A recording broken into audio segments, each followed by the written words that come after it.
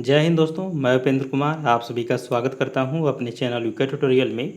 आज हम लोग पढ़ेंगे वायु प्रदूषण नियंत्रण एवं रोकथाम के उपाय के बारे में।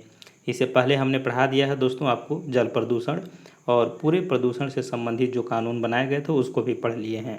तो इसमें हम लोग क्या क्या देखेंगे वायु वाले में, तो उसको समझिए। तो इसमें देखेंगे फैक्ट्री एक्ट 1948, इसके बाद इनफ्लेमेबल सब्सटेंसेज एक्ट 1952, इसको ज्वलनशील पदार्थ अधिनियम 1952 कहते हैं दोस्तों। उसको इंग्लिश में नाम लिख दिए हैं तो वहाँ पर हिंदी में भी आपको मिल जाएगा। इसमें आगे देखेंगे वायु प्रदूषण निवारण एवं नियंत्रण अधिनियम 1981, जो सबसे वीवीआई है और यहीं से आपका प्रश्न पूछा जाएगा। इसके बाद पर्यावरण संरक्षण अधिनियम 1986। तो पर्यावरण संरक्षण अधिनियम जो है वो पर्यावरण प्रदूषण से संबंधित जो कानून है दोस्तों, उसको पहला टॉपिक इसमें, तो उसी में हमने इसको शामिल किया है। तो वहाँ से आप इसको पढ़ लीजिएगा। इसका लिंक जो है डिस्क्रिप्शन में भी दे देंगे, वाई बटन में क्लिक करके देख लीजिएगा। तो चलिए, क्या है वायु प्रदूषण में फैक्ट्री एक्ट और 1952 का अधिनियम और 1981 का अधिनियम, इसको समझते हैं। तो पहला आता है फैक्ट्री एक्ट 1948। कारखाना अधिनियम 1948 जो संशोधित करके कारखाना अधिनियम 1987 हो गया है। यानी कि पहले 1948 में पारित हुआ, बाद में इसको संशोधन 1987 में कर दिया गया, जो श्रमिकों की सुरक्षा और स्वास्थ्य कल्याण जैसे विषयों से संबंधित मुद्दों को विनियमित करता है। यानी इसमें मुख्य रूप से देखा जाए दोस्तों तो स्वास्थ्य में प्रभाव करने के लिए श्रमिकों को, और उसके कल्याण करने के लिए श्रमिकों को, और उसकी सुरक्षा के लिए श्रमिकों को, इसमें श्रमिक से संबंधित ही प्रावधान है। सुरक्षा, स्वास्थ्य और कल्याण की बात कही गई है। किसमें? तो फैक्ट्री एक्ट 1948 में। अब स्वास्थ्य में भी आपका जो दोस्तों आ जाता है आपका प्रदूषण, क्योंकि वायु प्रदूषण से स्वास्थ्य प्रभावित होता है कारखानों में, तो इसलिए इसको शामिल किया गया है।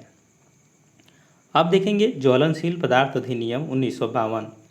इस अधिनियम के तहत कतिपय पदार्थों के बारे में यह घोषित करने के लिए है कि खतरनाक रूप से ज्वलनशील है। यानी ये जो अधिनियम है दोस्तों, इसमें बनाया गया और इसमें शामिल किया गया कि एक खतरनाक जो गैस है उनको चिन्हित करने का काम करेंगे। यानी जो खतरनाक गैस है, ज्वलनशील गैस हैं, उनको एक घोषित करता है।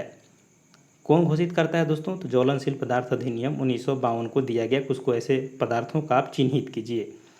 इस अधिनियम में बात कही गई और इस तरह चिन्हित करते हुए जैसे कि आप देखेंगे acetone, calcium phosphide, calcium carbide, ethyl alcohol, methyl alcohol और इसके बाद कास्ट नेप्था, इन तत्वों को भी ज्वलनशील घोषित किए गए हैं। इस अधिनियम के तहत केंद्र सरकार नियम बनाकर राजपत्र अधिसूचना में प्रकाशित कर सकती है।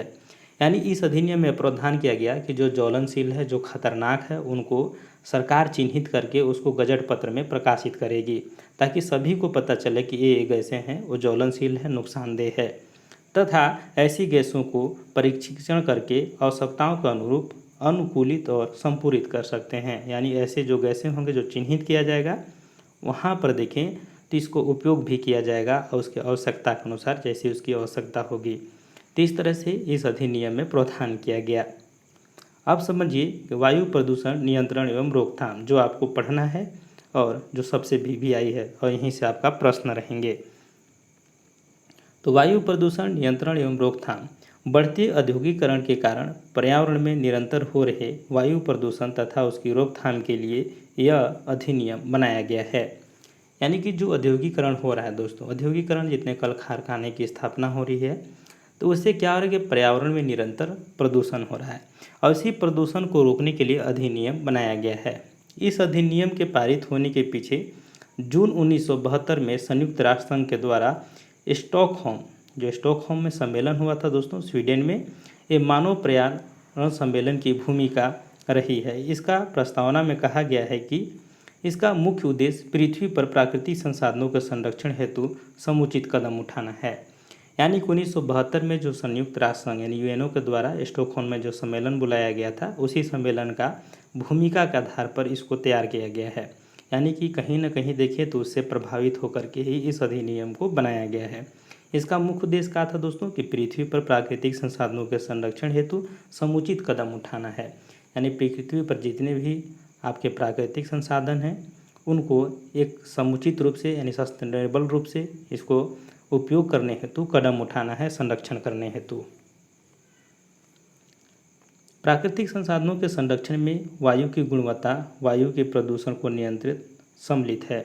यह जो था 29 मार्च 1981 को पारित हुआ तथा 16 मई 1981 से लागू है। इस अधिनियम के तहत मोटर गाड़ियों और अन्य कारखानों से निकलने वाले धुएं, गंदगी का स्तर निर्धारित करने तथा उसे नियंत्रित करने का प्रावधान है। इस अधिनियम में देखा जाए दोस्तों तो जो मोटर गाड़ियां हो गया, कारखानों हो गए, उससे जो धुएं निकल रहे हैं, गंदगी निकल रहे हैं, उसको नियंत्रित करने का भी प्रावधान किया गया है। 1987 में इस अधिनियम में सौर प्रदूषण समझते होंगे दोस्तों, जिसको साउंड पोल्यूशन कहेंगे, तो सौर प्रदूषण को भी शामिल किया गया है तथा केंद्रीय नियंत्रण बोर्ड को वायु प्रदूषण अधिनियम लागू करने का अधिकार दिया गया है। जो आप पढ़े थे दोस्तों कि 74 में जो 2 बोर्डों की स्थापना हुई, राज्य नियंत्रण बोर्ड और केंद्र नियंत्रण बोर्ड प्रदूषण से संबंधित, तो उसी प्रकार यहाँ पर देखें तो जो केंद्रीय नियंत्रण बोर्ड है वो वायु प्रदूषण के अधिनियमित को लागू करने का अधिकार दिया गया इस अधिनियम में कि अब वायु प्रदूषण को भी आप लागू कीजिए। अनुच्छेद 19 के तहत, कौन से अनुच्छेद दोस्तों, तो इस धारा में जो अधिनियम बना है 1981 उसके अनुच्छेद की बात हो रही है। अनुच्छेद 19 के तहत केंद्रीय बोर्ड के मुख्यतः राज्य बोर्डों के काम में तालमेल बैठाने का अधिकार दिए गए हैं।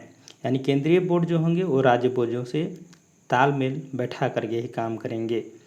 राज्य के बोर्डों से परामर्श करके संबंधित राज्य सरकार किसी भी क्षेत्र को वायु प्रदूषण नियंत्रण क्षेत्र घोषित कर सकता है। यानी कि यहाँ पर देखिए दोस्तों, तो जो राज्य सरकार है वो राज्य प्रदूषण बोर्ड से परामर्श करके उनकी सलाह लेकर के किसी भी उद्योग को प्रदूषण नियंत्रण क्षेत्र घोषित कर सकता है, किसी भी उद्योग को, किसी भी क्षेत्र को। और वहाँ स्वीकृत जो होगा दोस्तों, स्वीकृत ईंधन के अतिरिक्त अन्य किसी प्रकार के प्रदूषण फैलाने ईंधन का प्रयोग न करने पर रोक लगा सकती है। और वैसे जगह पर राज्य सरकार भी वहाँ पर जो प्रदूषण फैलाने वाले चीज़ हैं उन पर रोक लगा सकती है। चलिए आगे देखते हैं दोस्तों। इस लेख के अधिनियम में यह प्रावधान है कि कोई भी व्यक्ति राज्य बोर्ड की पूर्व अनुमति के बिना वायु प्रदूषण क्षेत्र में ऐसी कोई भी औद्योगिक इकाई नहीं खोल सकता है जिसका वायु प्रदूषण अनुसूची में उल्लेख नहीं है। यानी कि वैसे जगहों पर कोई भी आप उद्योग धंधा नहीं खोल सकते हैं बिना राज्य सरकार की अनुमति के।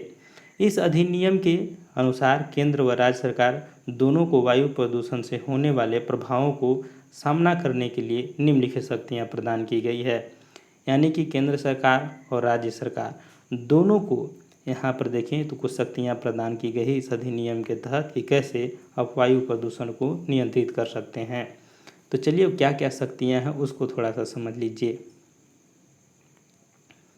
पहला जगह दोस्तों कि राज्य के किसी भी क्षेत्र को वायु प्रदूषण क्षेत्र घोषित करना। यानी कोई भी क्षेत्र ज़्यादा प्रदूषित हो जाता है तो उस क्षेत्र को या उस एरिया को समझ सकते हैं कि वायु प्रदूषण क्षेत्र घोषित कर सकता है। यानी उस एरिया में बोल सकता है एक एरिया प्रभावित है वायु प्रदूषण से।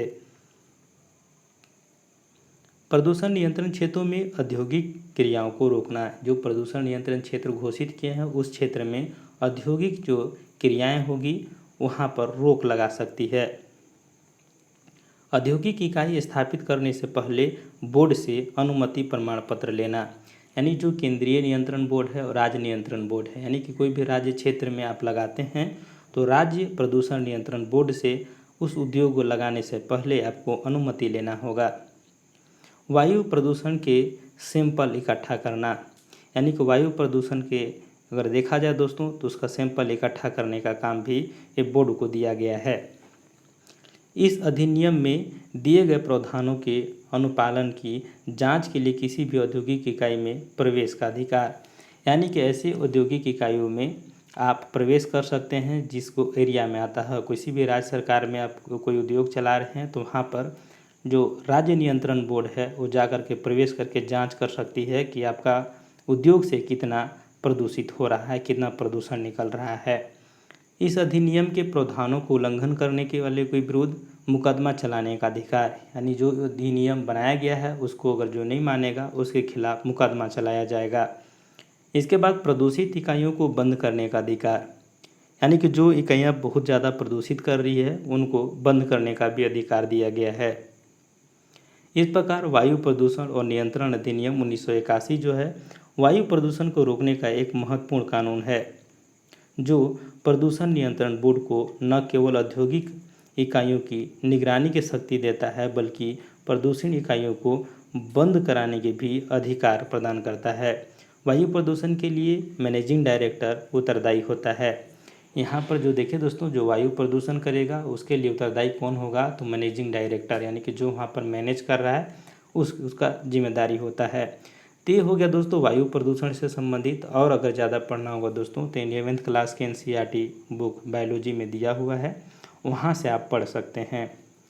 तो इस तरह से आप इसको थोड़ा सा, अगर नियंत्रण बोर्ड को और ज़्यादा पढ़ना है तो आप सर्च मार लीजिएगा गूगल पर, तो वहाँ पर आपको मिल जाएगा और इस कानून को और अच्छे से पढ़ सकते हैं।